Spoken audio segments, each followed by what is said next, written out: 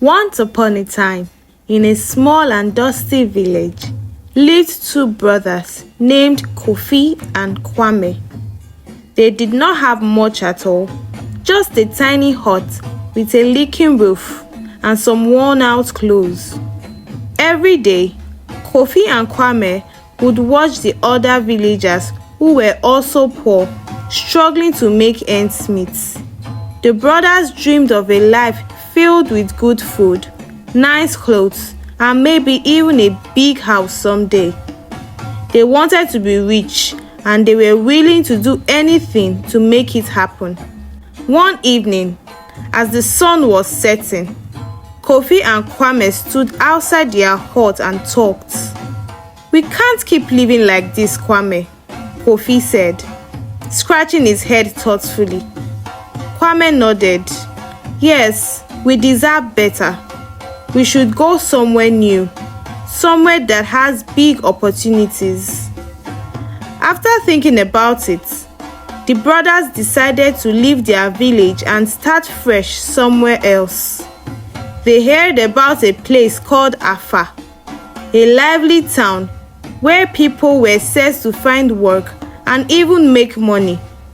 They packed what little they had, which wasn't much, just a few clothes and some bread to eat on their journey. The next morning, when the sun was just peeking over the hills, Kofi and Kwame set off towards Afa. As they walked, they talked excitedly about all the ways they could become rich. Maybe they would find gold, or maybe they would learn a special skill that everyone in the town would pay them for. They did not know what they would find, but they were full of hope and excitement. The journey was long, but each step brought them closer to the town of Afa and closer to their dreams of a better life. When Kofi and Kwame finally arrived in the busy town of Afa, they were amazed. People everywhere were selling fruits, trading goods, and hurrying through the marketplace. The brothers looked around, thinking hard about how they could make money here. That evening, after thinking, Kofi came up with a clever idea. "Kofi, what are you thinking?" Kwame asked, seeing a smile spread across his brother's face. "I've got it. I will be a powerful native doctor who can talk to the gods," Kofi said, his eyes shining with excitement. Kwame looked a little worried, but he trusted his brother's plan. They searched for a quiet hidden spot in Afa, where Kofi could set up a special shrine. They found the perfect place, a shady area under a tall tree, where the sunlight made the spot feel magical. With Kwame's help, Kofi decorated a new shrine, making it look grand and mysterious. They hung colorful beads that sparkled in the lights, draped clothes in bright red and white, and added feathers that waved gently in the breeze. Strange symbols that were painted all over, giving the place a powerful and sacred feel. But the most amazing part of the shrine was a statue that Kofi made himself. He carefully molded it out of clay, making it look like a small fierce god with wide eyes. It looked so magical that even Kwame was a little scared to go near it. Kofi's shrine was ready, and to anyone who passed by, it looked like a place full of magic and power. Kofi stood proudly in front of it, dressed in robes made from red and white cloth and cowries he had cut and sewn together. He was ready to make the people of Afa believe that he could speak and the gods will respond and help them with their problems. Before long, word spread like wildfire throughout Afa. A wise and powerful native doctor had arrived in town. People whispered to each other, telling stories about this new native doctor's magical shrine and the mysterious statue. They said the statue could talk in the voice of the gods, sharing special messages and answers for those who needed help. People in the village were very curious. Some had small problems they wanted help with, like how to make their crops grow or how to heal from sickness. Others had bigger worries, like finding lost family members or getting rid of bad luck. So, one by one, people started visiting Kofi's shrine, hoping that the wise doctor could bring them answers. One bright, quiet morning, a young man named Daku walked slowly up to Kofi's shrine. His face looked sad and worried, and his steps were heavy, as if the weight of his problems were pulling him down. Daku had been struggling for months because of his crops. The crops he depended on for food and to make a living were failing. His plants were drying up and wilting, no matter how hard he tried to take care of them. Desperate for solution, he came to Kofi's shrine, hoping the wise native doctor would help. Daku knelt before the mysterious clay statue at the center of the shrine, the one everyone said could speak the words of the gods. He took a deep breath and spoke softly. "My crops are failing, and I don't know what to do." Then, in a deep, commanding voice, the statue's voice echoed with a strange authority, as if the gods themselves were speaking. The gods are displeased. To restore their favor, you must make a special sacrifice. Offer a cow and 10 yams. Only then will your crops grow strong and plentiful. Daku listened, his eyes wide with wonders and fear. He turned to Kofi, who stood by the shrine with a serious, knowing look. "The God's blessing come with great cost," Kofi said, "but they will bring you prosperity in return." Daku nodded, full of hope and determination. He thanked Kofi, then hurried back to his home to prepare the sacrifice and what he needed to please the gods and save his crops. Later that same day, an elderly woman named Nana Essie approached the shrine. She held a small hen in her hand, her face full of worry and hope. Her granddaughter had been sick for days, and Nana Essie was afraid. She had heard stories of the shrine's magical power and hoped that her offering would help her beloved granddaughter recover. Bowing respectfully before the statue, she spoke in a trembling voice. "I need help with my sick granddaughter. I'm offering this hen to the gods for their healing." The statue's voice replied, deep and kind. "The gods accept your offering. Your granddaughter will recover soon if you continue to show your devotion." Nana Essie's heart lifted with relief. She thanked the gods and Kofi, gently placed the small hen as her offering, and went home with a renewed sense of hope, trusting that her granddaughter would soon be well.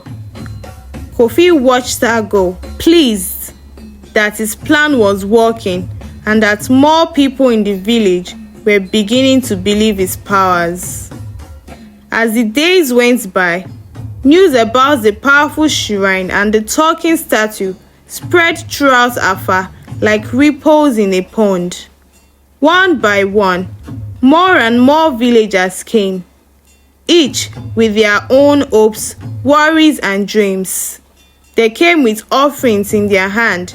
Some brought hens, hoping for good luck or health. Others offered pieces of land or even gold coins and clothes, eager to show their respect to the gods. They truly believed that the statue was talking directly from the heavens, sharing divine messages meant just for them. As more and more people came to the shrine, Kofi's collection of gifts grew bigger each day. He carefully stored away the coins, food and treasures, smiling at how well his plans was working. Every day, Kofi and Kwame could see that their dreams of getting rich was coming true. The once poor brothers were now making money, and it felt like magic. Every morning, before the sun was even fully up, a line would start forming at Kofi's shrine. People waited patiently, their eyes filled with anticipation. Some were there to ask for help with their farms, others came for advice on family troubles, and a few simply wanted blessings for a better future. The line stretched far back, winding like a snake through the village, and each person seemed full of excitement and faith. When each villager's turn came, they stepped forward, slowly, carefully, placing their offering before the statue. They were in awe, convinced that they were communicating directly with the gods, and that Kofi was the chosen one who made it all possible. Soon, the entire village was talking about the shrine. Everywhere you went, you could hear people sharing stories about the talking statue. Some claimed they had received amazing advice that solved their problems, while others believed their wishes were already coming true. They trusted Kofi completely, convinced that he had a special magical connection to the divine. And every time they spoke about it, their belief only grew stronger, making the shrine more popular by the day. One bright morning, Elle, a young hunter, stepped out of his small hut with a determined look. He was known for his sharp eyes and quiet footsteps. Elle could spot the smallest details, noticing things others might miss. And today, he set out with his bow slung across his back, moving silently between the towering trees. As he walked deeper into the forest, waving between the shadows and sunlight, Elle suddenly noticed something strange on the forest floor. He froze, his sharp eyes narrowing as he looked closer. There, partially hidden under a pile of dried leaves, was something that did not belong.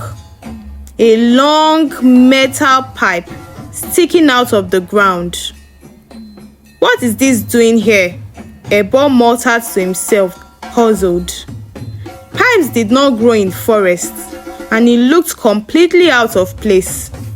Curiosity tugged at him, so he knelt down, brushing away the leaves to get a better look. The pipe seemed old, its surface a little rusty, yet it did not appear broken. As he looked closer, he noticed the pipe ran along the ground, disappearing further into the forests. "Where could this go?" he whispered to himself, a sense of excitement and misery filling him. Slowly, Elle got to his feet and began to follow the pipe, carefully stepping over roots and dodging low-hanging branches.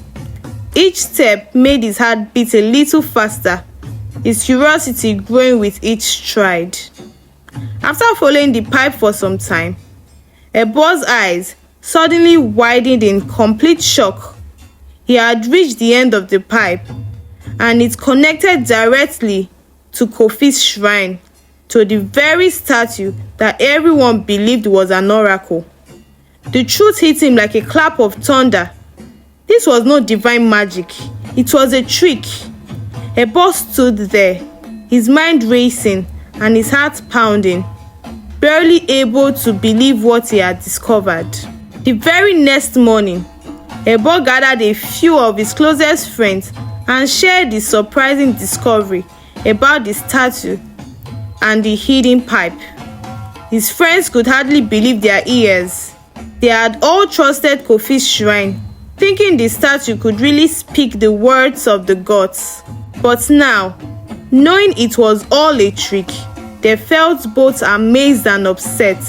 Together, they decided to go and see for themselves. They waited until the shrine was open and villagers had lined up as usual, eager to ask questions and receive advice from the talking statue. People stood patiently, holding their offering and looking up at the shrine with hope and excitement. Ebo and his friends watched for a moment, then quietly slipped away, heading towards the forest where Ebo had found the mysterious pipe. They moved quietly through the trees, careful not to make any noise that would give them away. Finally, they reached the spot where the large pipe was hidden under the leaves. Ebo and his friends crouched down behind some thick bushes nearby, close enough to watch what was happening without being seen. After waiting a few minutes, they spotted Kwame, Kofi's younger brother, walking towards the pipe. Kwame looked around quickly to make sure no one was watching, then knelt down by the pipe. To their surprise, he leaned close to it and began to speak in a deep, dramatic voice, pretending to be the gods. "The sacrifice is accepted," Kwame said, his voice echoing through the pipe, sounding almost magical. "The gods are pleased with your offerings." Ebo and his friends could hear him perfectly. They looked at each other in disbelief, realizing that every word the villagers heard from the statue was just Kwame speaking through the pipe, pretending to be the gods. It was all a trick. The friends covered their mouths to keep from gasping out loud, as they now understood exactly how Kofi and Kwame had fooled the whole village, fooling everyone into thinking the gods were speaking. Ebo felt a mix of anger and disappointment bubbling inside him. "So, they've been tricking us all along," he thought. Kofi and Kwame had been using this pipe to make everyone believe the gods are talking through the statue. They've been spying on us, learning our worries and secrets, just so they can pretend to have answers. Ebo looked at his friends, who were just as shocked as he was. They knew they could not keep this secret to themselves. The villagers had a right to know the truth. So they carefully gathered all evidence they could find. They took note of the hidden pipe, where it led. Once they were sure they had enough proof, they decided to go straight to the most powerful person in the village, the king. The king was a wise and fair leader who cared deeply about his people. When Ebo and his friends arrived at the palace, they shared their story.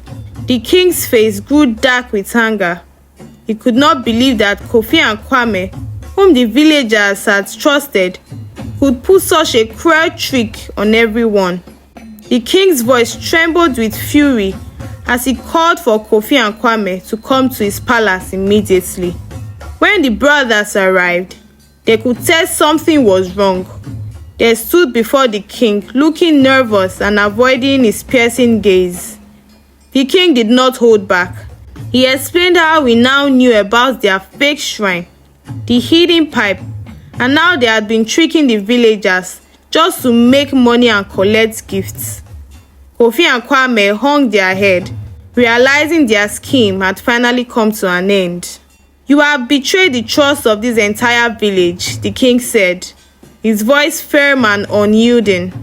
"You made innocent people believe they were speaking to the gods just to fill your own pockets. Such trickery will not go unpunished." The king then announced the brothers' punishment. They will have to return every single coin, hen, yam, and gifts they are taking from the villagers. Not only that, they were also ordered to leave the village forever and were never to come back. With their head lowered in shame, Kofi and Kwame gathered their few belongings and left the village. The villagers were relieved, grateful to Ebo and his friends for exposing the truth. And from that day on, the people of Afa were more careful, making sure to always search for truth and to never trust anyone blindly again.